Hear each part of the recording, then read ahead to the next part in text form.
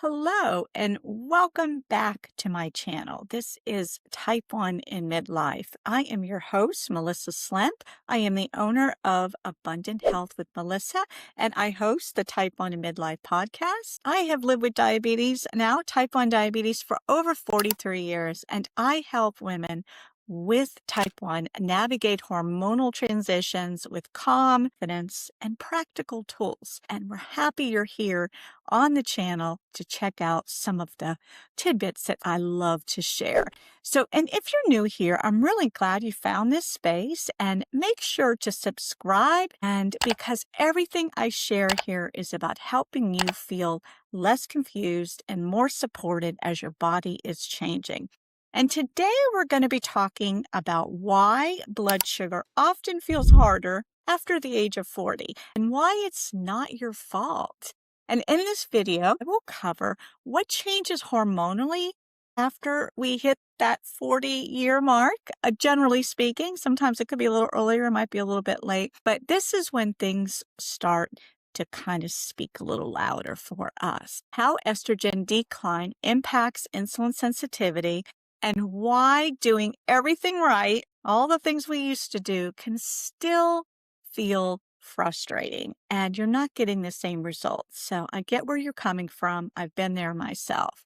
So what changes after 40 hormonally? After 40, many women enter perimenopause, and even if their periods are still showing up, could be a little erratic, could be not as regular, might be shorter, might be longer, might be heavier. That's another whole kind of part of this conversation. This is when estrogen and progesterone stop following the predictable patterns that you were once used to in your reproductive years. So instead of smooth rises and falls, hormones fluctuate. Sometimes week to week, sometimes it feels like day to day.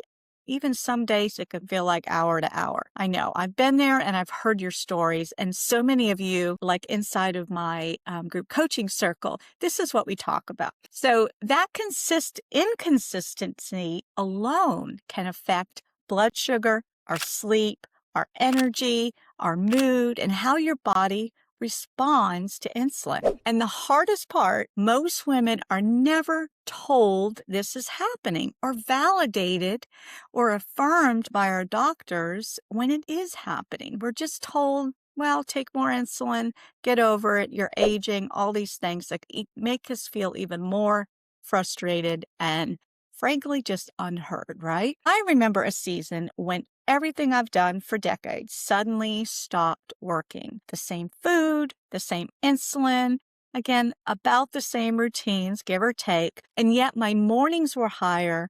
My corrections took longer to correct and to get my blood sugar back into range where I wanted it. And I felt like I was constantly chasing my numbers. Do you ever feel that way? I remember thinking, what am I missing? Why can't I get this under control? Why can't I understand it so that I can make changes that I'm going to better predict, better feel confident about, so that I can get on with my life, right? And it wasn't that I was failing at diabetes. My body was just in a new season. And this could be where you are at as well. So how estrogen decline impacts insulin sensitivity. So how does it do this? Estrogen plays a key role in insulin sensitivity. Estrogen levels are stable, insulin tends to work more efficiently. And then as estrogen declines or fluctuates, so it's that roller coaster, especially during the tail end of your cycle in that luteal phase, insulin resistance often increases. So what is insulin resistance? It's basically your body is not utilizing insulin as well, not as efficiently. And that's where that word resistance kind of comes in, because even though you're taking the insulin, you're dosing it, you're doing all the things, your body's just not utilizing it efficiently. So it's resistant and it's not doing its job. It's not doing what it once did. And that can look like higher fasting numbers. So those morning blood sugars when you're waking up, sticky highs that don't respond the way they used to, right? They seem to stick, and it takes more insulin to correct them and needing more insulin for the same meals, right? Suddenly, that sweet potato needs twice as much insulin as it once did, even if you're taking a walk before or after, right? And then there's that delayed spikes, the spikes or those spike blood sugars that feel unpredictable, right?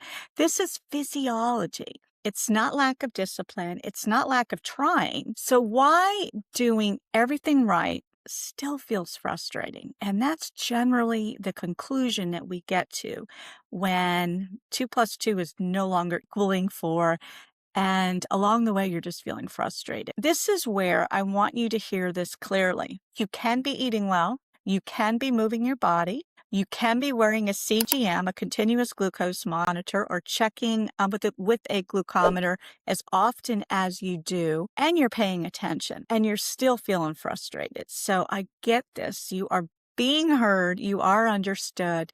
There are women like me and in our community that get it, that understand it, and many of us experience it from some degree or another, the same sort of disbelief that you're experiencing right now. Midlife hormones change how your body responds. So effort doesn't always equal the same outcome anymore. This doesn't mean you're not trying, and it doesn't mean you've lost control. It means that the strategy needs to shift. And in this season of life, again, after the age of 40, confidence comes from noticing patterns, adjusting expectations, and giving yourself permission to respond differently. Again, it's just kind of looking at it from a top-down view and understanding why it's happening, what you can do in a situational kind of a makeup as far as, meal timing and all of that, or whatever that morning number looks for you, but just to be in it in a present moment and just focusing on what's happening at that time and in that point of time in your life and adjust accordingly without dwelling too much in the past, without thinking too far into the future, just being in the present moment with our blood sugar and what your body needs, the insulin it may or may not need at that time, and just giving yourself peace and grace with that. If this resonated with you, subscribe to the channel. Here I share simple, honest conversations just like this about hormones, blood sugar, and living well with type 1 diabetes into midlife and beyond, because you shouldn't have to figure this out alone. And if you're here and you're part of this community, you don't have to. I'll see you in the next video.